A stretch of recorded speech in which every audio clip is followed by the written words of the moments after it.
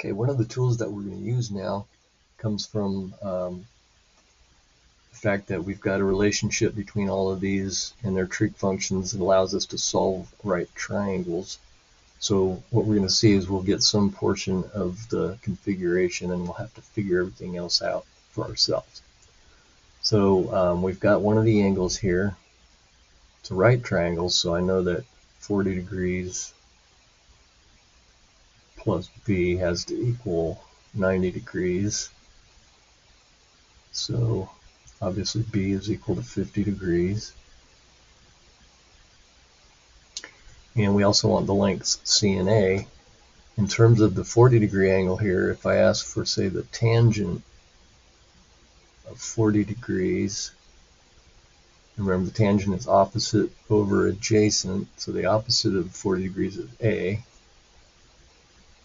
And adjacent to 40 degrees we have 2.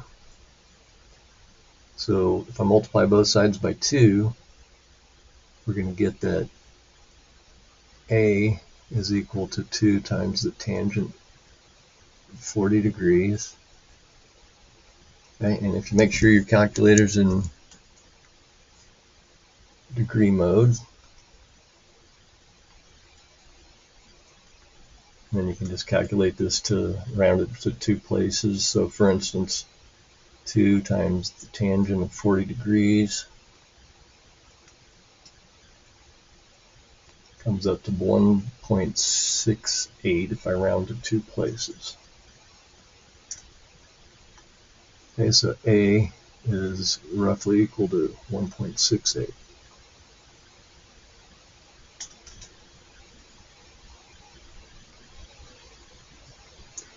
All right, we also need to find C.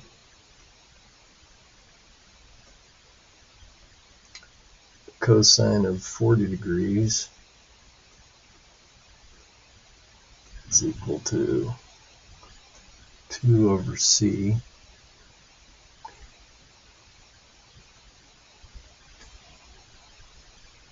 So C times the cosine of 40 degrees equals 2. Okay, so I'll divide both sides by a cosine of 40 degrees.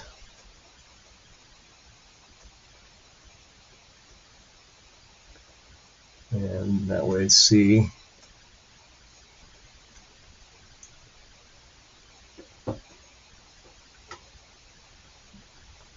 and if I round that to 2 places, I would get C is roughly equal to 2.61. Okay, so we found B, we found A, and we found C. So we've defined this triangle completely, or what they call solved the right triangle. Okay, let's solve another triangle here. This time we don't have either angle. The only angle we know is the 90-degree right portion of the right triangle. So this is going to have to work this a little differently. What we do know is by the Pythagorean theorem that 3 squared plus 2 squared is equal to the hypotenuse, or C squared. Okay, so that's going to be 9 and 4. So C squared is equal to 13. So C is equal to the positive square root of 13. Okay, so let's go ahead and fill that part in. The tangent of, well, we could go with B or A. So let's say I want to do a tangent of B. And we know that it's equal to, remember the tangent is the opposite over the adjacent, so the opposite of B is a 2. The adjacent to B is 3. We're not going to use this. And in this case, if the tangent of B is 2 over 3, then of course B is equal to the inverse tangent of 2/3. In this case, we can decide how to provide the answer, but we're going to go ahead and do it in degrees since the last example was also in degrees. So I'm going to go ahead and do on the calculator an inverse tangent of 2/3. Okay, that comes out to be about 33.69 degrees.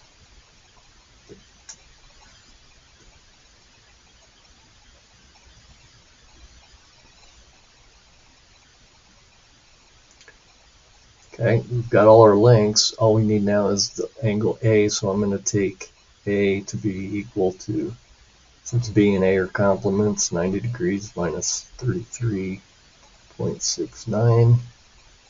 That's going to give us 56.31 degrees. Okay, one application of trigonometry is surveyors can use it to measure distances that would be difficult to measure otherwise. In this example, it's the width of a river, and they've set this up so that we'll take a right angle across to a point on the other side of the river and just set up this right triangle, and the angle here is going to be 20 degrees. So we could take a look at this and say, what is the tangent of 20 degrees? Well, the tangent of 20 degrees should be the opposite over the adjacent. So the B that they don't know, the river width, over however far down he's run along the side of the river, which is 200 meters. Okay, so all we have to do at this point is multiply both sides by 200 meters.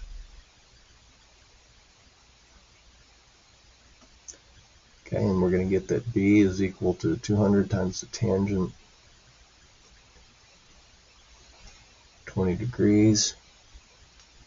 And that's going to turn out to be about equal to 72.79 meters. Okay, and they've asked us the answer to the nearest meter, so that would be 73 meters.